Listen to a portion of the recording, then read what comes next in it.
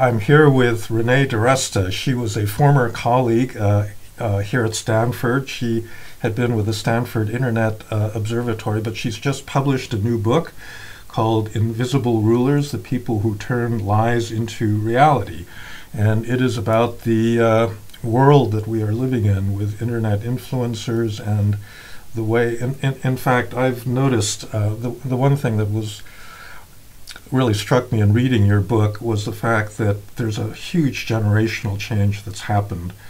I grew up in a world where people watched the nightly news and they read newspapers and they could actually sit down and read a journal that had 4,000-word articles, and nobody does that anymore.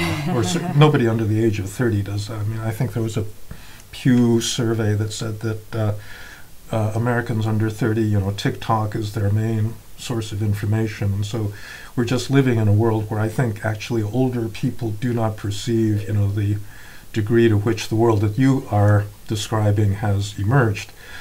So maybe we could begin with that. I remember back when our Cyber Policy Center started, there are a number of academic studies that purported to show that actually social media did not, in the popular imagination, this is very important, but these academic studies purported to show that social media actually didn't have that much effect on politics and didn't really convince anybody to switch their political positions. But you obviously are arguing that it's been actually hugely influential and affected American democracy in various ways. So maybe you could just begin by explaining how this media world differs from the older one. So I think some of those studies focused on the problem of fake news, right, Mm-hmm. or low quality sources online and things like that. And I think a lot of them look at URL shares or where people go to find news, what they consume. A lot of them also rely on either some of the newer ones Mm-hmm. rely on trying to track cohort behavior over time, but a lot of them are also people who would opt into sharing browser data and things like that. So there were some interesting dynamics around who was in that. Mm-hmm. A lot of them suggested that the problem of fake news Mm-hmm. was very, very niche, that it really related to particular older people, and on the right were the sort of consistent findings on that front. That's true, but I think the idea of fake news as being representative of, particularly low-quality domains being the determinant, it's Mm-hmm. such a small piece of what's happening. One of the things that we see in our, when I was at SIO, a lot of the work that we did on election rumors, for example, were that it wasn't the URL shares at all. It was what influencers were doing. Mm-hmm. It was ways in which so the framing that I use in the book is influencers and crowds, right? Mm-hmm. And influencers are usually people who are deeply part of a crowd. They sort of rise from the crowd because they are very good at articulating its viewpoints, representing its identity. They become avatars for this particular niche, Mm-hmm. or in the case of politics, the word I use is faction, right? Mm-hmm. People who, Mm-hmm. they'll throw an emoji in their bio. They're on there on social media to talk about politics in a very particular, extremely online way. Mm-hmm.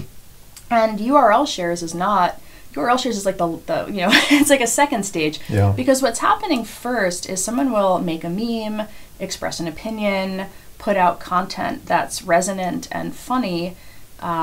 Sometimes that's the influencer, but sometimes the influencer is looking at what the crowd around them are doing, right? What their Mm-hmm. followers and the people that they're regularly in conversation with are doing.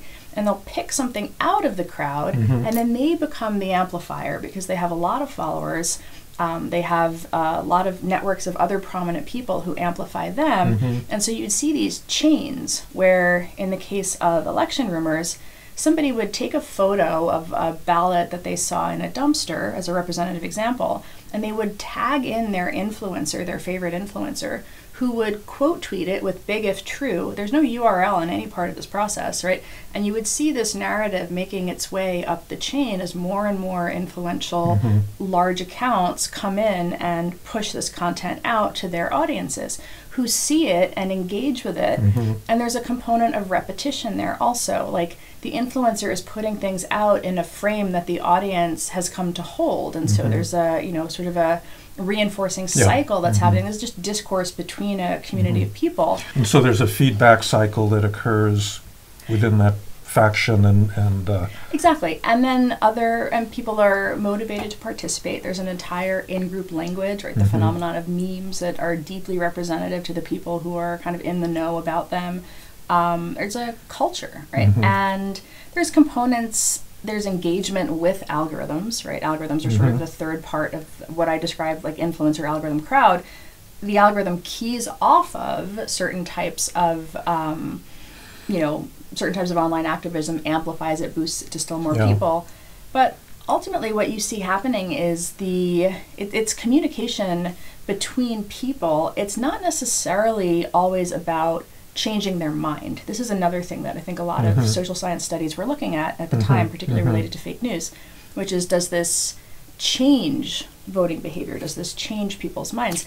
I think that there's a focus on propaganda or fake news as something that changed minds, but I think really what we're looking at is propaganda in its role as activator, right? As it's taking people who already hold the beliefs and it's inspiring them to continue to make the beliefs more visible. That seems to me really critical, because you just think about the spread of conspiracy theories. People on the right, 10 years ago did not believe, generally these wild, conspiracy theories, and it's related to populism, because I've come to define populism actually as people that believe in conspiracies, that there's an elite that actually is pulling the strings that ordinary people are not aware of, and they're being manipulated in that fashion. And I just think that it makes a difference if you say, well, taxes ought to be lower and we ought to deregulate. That's one version of conservatism, but it's quite another to believe that actually your whole reality is being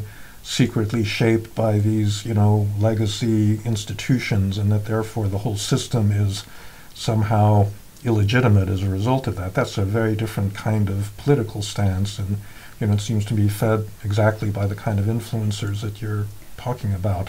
There's an interesting phenomenon that happens where influencers are responding to a system of incentives, right? And the comparisons I've made to political influencers and propaganda really zero in on the incentive structures that lead to the production of particular types of outputs. One of the things that influencers have to do, political influencers, is appeal to a niche, not to a broad audience, because they're in constant competition for audience, for attention, finite amount of attention, finite amount of subscriber dollars, right?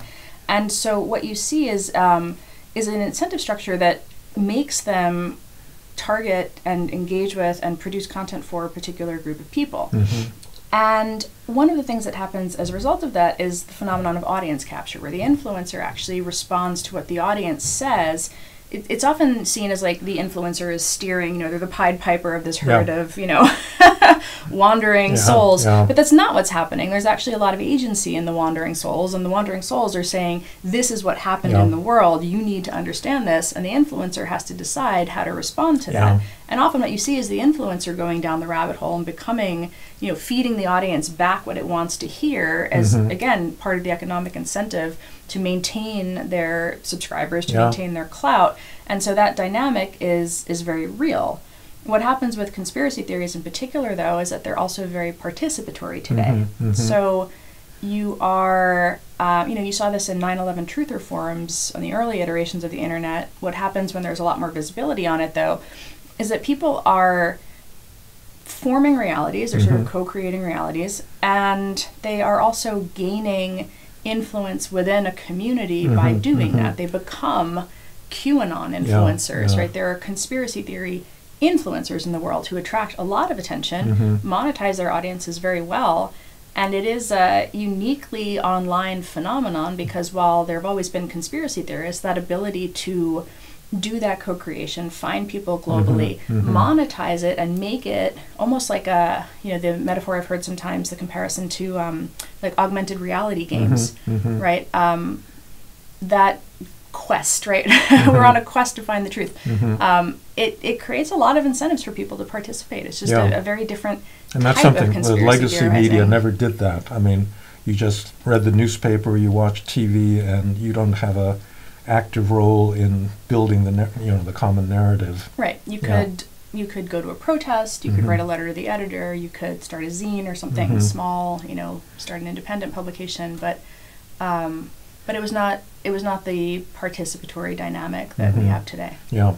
Well, having started my own YouTube channel a couple of years ago, I understand this incentive structure extremely well, because you see immediately what reaction a particular video has, and you begin to see, you say something a little bit more edgy, and all of a sudden your numbers go up, and so you say, okay, the next time I'm going to really drive my numbers through the roof by saying something that I otherwise would not have said, and it really discourages kind of calm, factual discussions of issues. I went to a YouTube creator conference. A friend of mine has a YouTube science channel, and he has millions of subscribers, and he invited me to this thing, and there were many YouTubers there who had millions of subscribers. And he asked me there, actually, because he said, it was like an unconference, will you run a session on audience capture? And I said, well, can I tell, I have 0 followers on YouTube, like, what is the role here? He said he thought it'd be interesting to bring together the academic perspective with the practitioner perspective. And it was fascinating, because I just got to hear them talk about what they saw as almost like wrestling with it, right? They know what kind of power they have. They want, this was science YouTubers, they want to be producing good content, and they also know that veering into politically hot button topics, even in the world of science, there are politically hot button topics, taking a stand in the culture war in some way is a thing that that will grow grow attention and grow subscribers. And so one question is, after you have them, can you go back to the boring discussion? You do the thing you need to do to grow the following, and then you go back to being normal. I mean, I get it too. I only really produce text content. I like being on Threads. I loved being on Twitter. I like mixing it up and talking online. And I know that morally strident language will get me way more hits, way more retweets than just saying, like, here's my nuanced, neutral, both sides assessment of the situation. So the other point that you make very well through several examples is the culpability of the platforms in this through the algorithms that link things that normally nobody would think to link. Like, why are yoga moms believers in QAnon, particularly? I mean, maybe you could talk about that a little bit. Yeah, there's a technological component and a human component. And one of the things that happens with the tech is it does, so a lot of the ways that recommendation systems work is they're keying off of either things that you yourself have actually done, like you've clicked on that thing, you've hovered a little bit long, you've scrolled through the video and lingered, so you sort of fed, in a sense, you've reinforced that what it has shown you is something you want to see. But the other thing that it does is it looks at what people who are like you do. And actually that is, there's this interesting trend. Algorithms have changed over time. For a while, Facebook connected you to people you knew, right? Then it connected you to people you had a shared interest graph with. We went from sort of social graph to interest graph. Now what you're seeing is the competition with TikTok, right? Which has this algorithm that, because it's fairly opaque, not a lot of people really understand the details of it, but it is suggesting things to you whether you follow them or not.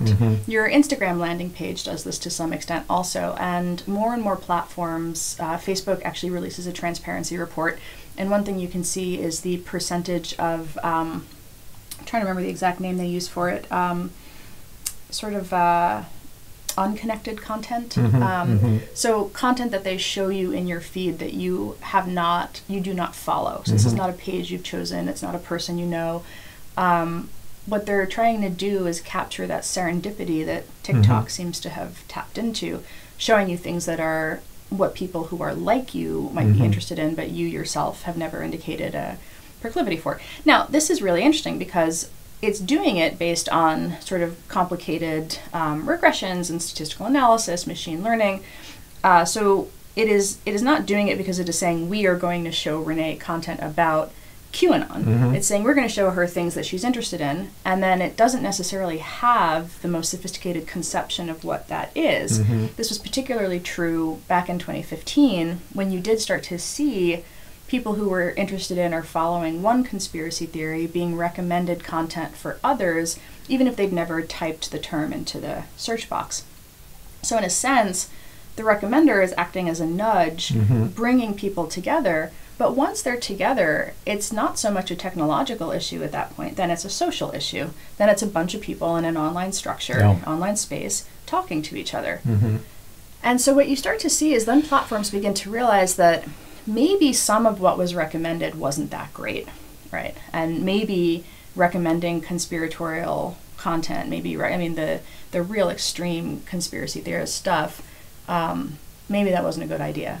So then what they do is you see them start trying to, they no longer recommend it. This shift happens in around 2018, 2017.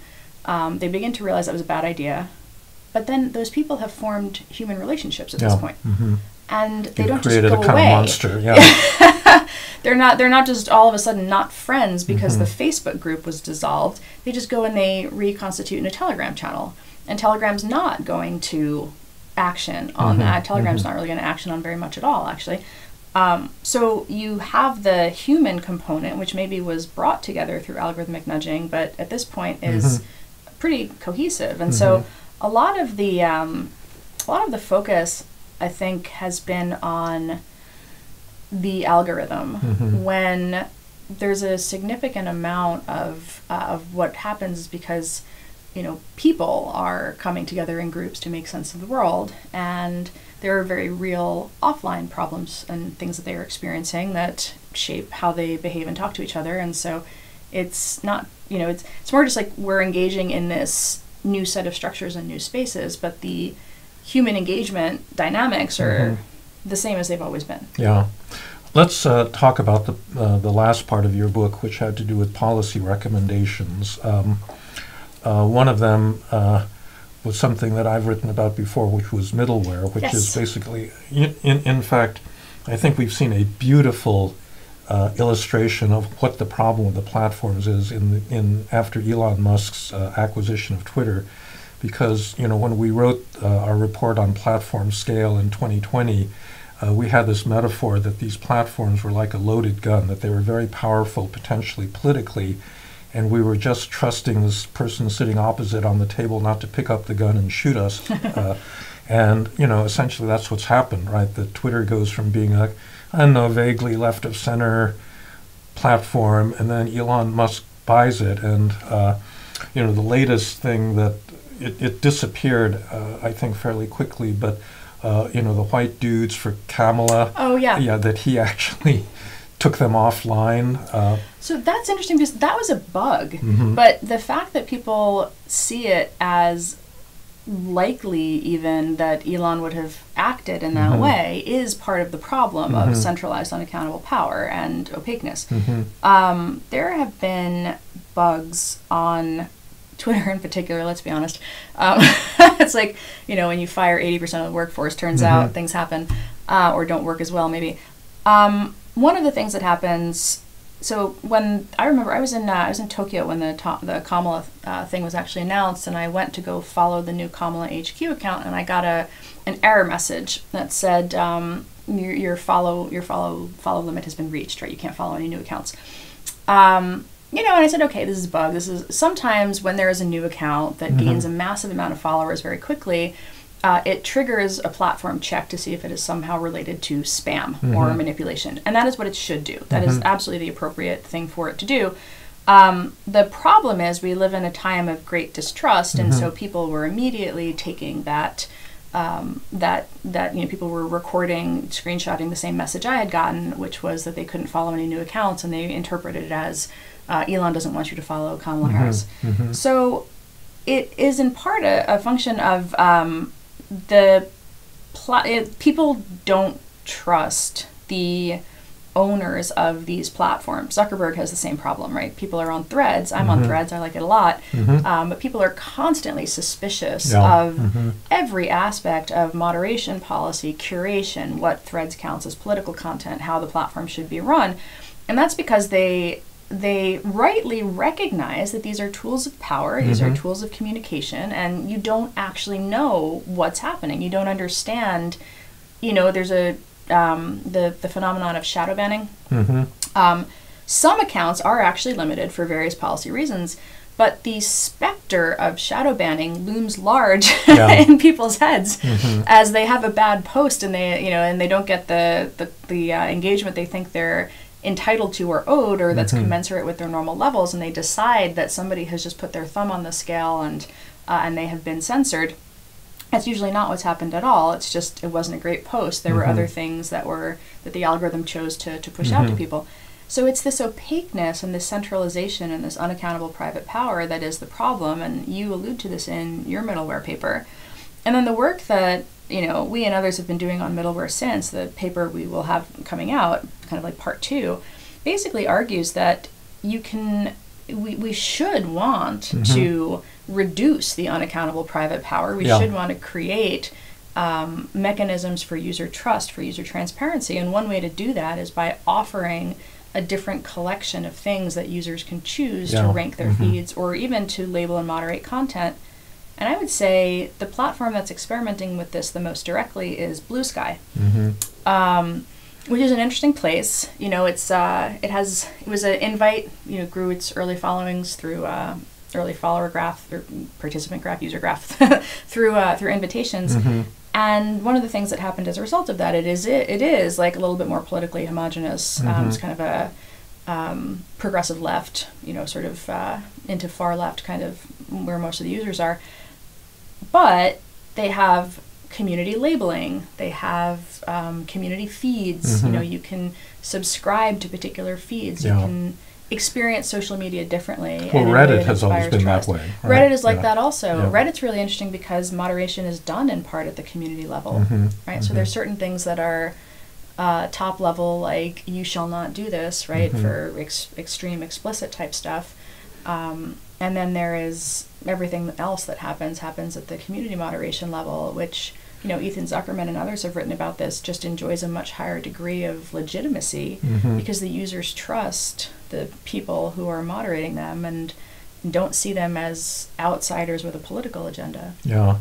I guess the question is whether people actually want that degree of control. I mean, one of the issues we were wrestling with when we did our original report seemed to us that if having control over your feed was so important, it should exist already, that people should be willing to pay for that ability, but people just want to keep the default settings and This has been, so this is where, I guess maybe to tease V2 of the paper, which we're doing with Foundation for American Innovation, that is the question, right? What makes users want this? There's expressed and revealed preferences, aside from niche, extremely online, extremely political people in the Valley, how many people actually want this?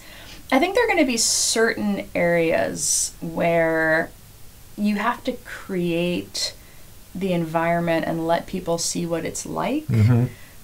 Unfortunately, in the world we live in today, that means that some adoption would be greatly accelerated if a mainstream platform chose to participate. Interestingly, prior to the Elon acquisition, Twitter was headed in that direction, right? Blue Sky was incubated at Twitter. Jack Dorsey provided the initial seed funding for it. And that's because he saw it as this is like essentially create a protocol that Twitter can use to add these things on as a layer. Elon did not seem to see it that way. Blue Sky was spun out and became what it is today, but there is that question of, will a platform eventually decide to do it? Otherwise, the alternative is people get fed up, and you are seeing people get fed up with Twitter, and you see something of an exodus, and people are moving to different places, to Mastodon, to Blue Sky, and they experience certain pain points. Mastodon, it's feels a little bit janky. People want a curated feed. They're getting reverse chronological. That's showing them what they don't want, in a sense. So the question is, does it move through a centralized top-down adoption where a major platform decides, hey, you know what, we want to offload the content moderation wars. Let's incorporate in middleware. I did just see that One middleware provider that I liked very much, Block Party, which was a sort of mass blocking tool for Twitter, very, very useful, is now relaunching on Twitter, which is very interesting because for a while they had lost their ability to do that, because if the platform doesn't support you, it becomes prohibitively expensive to try to act on the platform's data. So there is like a question of to what extent platforms will facilitate this versus do we see adoption come through potentially regulatory compulsion, right? The European Union saying, hey, you need to have interoperability. That's another way that this potentially moves. So the paper that we're writing, the policy section is asking what are the market forces and what are the regulations that would I would think it's got to be both of them. I mean, if the platforms aren't going to give up their ability to shape your feed in accordance with their own self-interest, unless they're forced to, and but people have to want it. I keep thinking. So the cyberpunk, one of the original cyberpunk authors, Neil Stephenson, wrote a book called Fall a few years ago, in which a lot of things that you talk about happen. So there's a completely fake report about a nuclear explosion in Moab, Utah, and everybody on the internet believes that this really happened until someone actually tries to go to Moab and sees that the town is still there. But in this one, wealthy people actually pay for a filter, in effect, a middleware product that gives them credible news. And I guess, you could imagine a situation, for example, where a coalition of, universities would say, if you are going to write a paper for a class in our university, you have to use this filter that will take out all of the crap that's on the unfiltered internet and, insert some academic credibility in the sources. And so some combination, so it's a combination of top-down and, bottom-up, I think. There was, it reminds me of the stories of like the history of journalism where businessmen began to pay for people to actually go and figure out if something was true.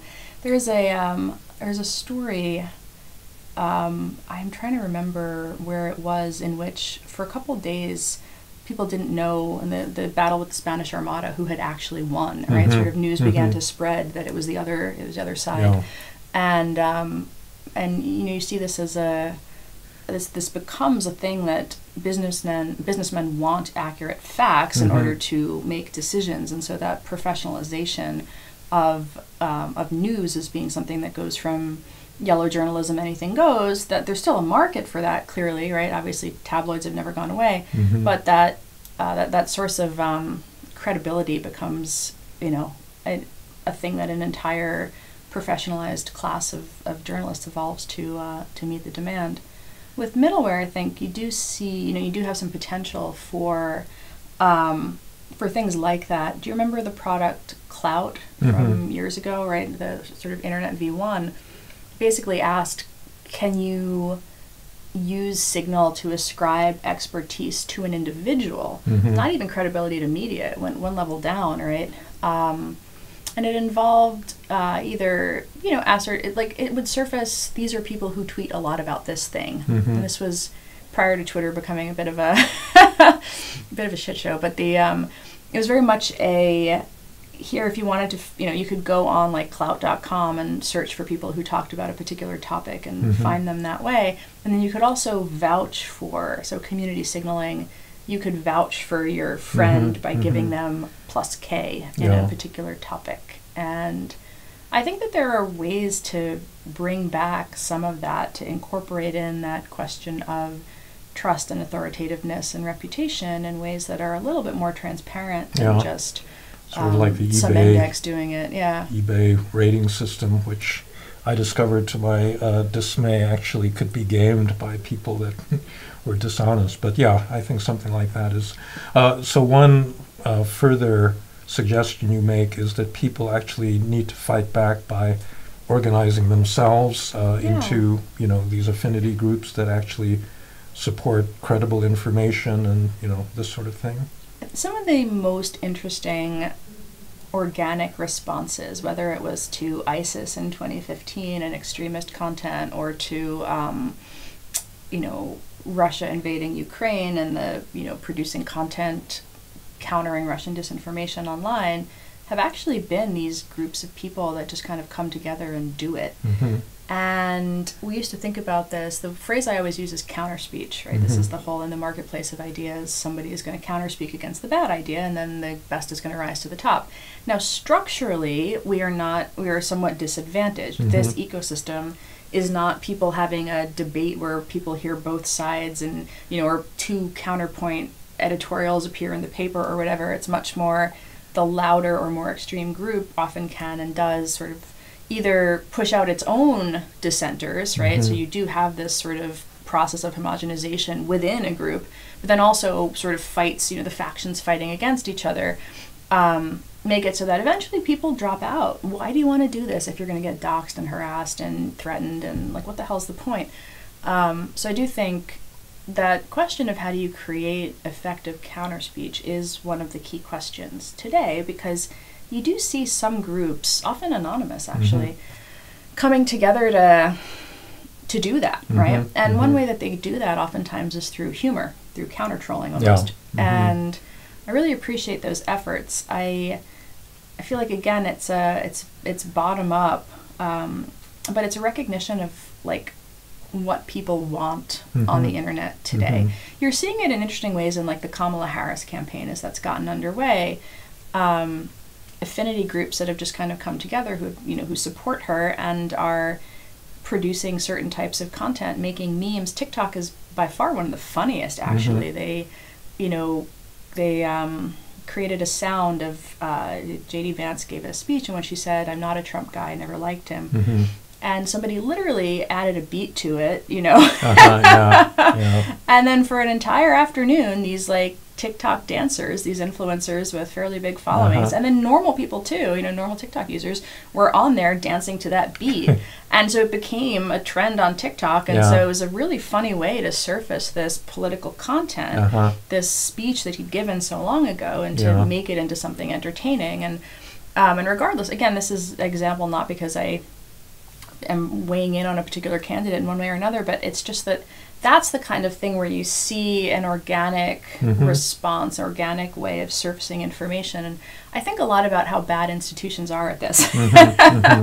And even political candidates are often very bad at it unless they galvanize a group of young people or extremely online people who want to do it. And that question of, can you fight in the marketplace of ideas? I think there has been a little bit of elitism among people who see that top-down, I remember hearing once in relation to some controversy I was embroiled in, well, it's not in the Washington Post. It's not in the Washington Post, Renee. I was like, it's on Joe Rogan. What do you mean it's not in the Washington Post? And so it was in response to me wanting to correct the record and hearing like, no, say nothing. Well, I mean, that again, it's a perfect illustration of people's unawareness of how the media landscape has changed. Right. So Joe Rogan has, what, 20 million? 12 million, 13 million followers. Then Washington Post subscription, I don't know, what is it? A million, something? I imagine it's pretty big nationally, but it's just not recognizing how you should fight the war for public opinion, or if there's a void and you're not in it, then other people will be in it for you. And so this is where I do think, I remember during COVID writing an article for The Atlantic about how the CDC should change its pages to be a bit more like Wikipedia. And I got pushback for that because they were like, come on, Wikipedia, it's not a legitimate source. I was like, do you see what's... Nobody is reading your website. People are over here when they want to find information about COVID. Ironically, they're going to Wikipedia or they're going to Twitter. So, and one of the things it's doing is it's transparent. You can see the edit history. You can see the changes. Nobody is screenshotting it and saying, look, on this day, in this minute, it had this thing and now it has this thing. And so in a way, you almost diffuse it by participating in that way, by being being in the conversation. And that's where I think the counter speech is so critical. And I spend a lot of time in the book on like what institutions need to do to sort of join the modern era on that front. Well, all of us need to join the modern era, and even if we don't like it. So, all right, well, Renee DiResta, thank you very much. Invisible Rulers, The People Who Turn Lies into Reality. It's a great book. I really recommend you're reading it, because even if you think you know about the online world a lot, you don't know it as well as Renee, and I think you'll learn a lot from it. So thanks very much for talking. Thank you. Thanks for having me. Okay.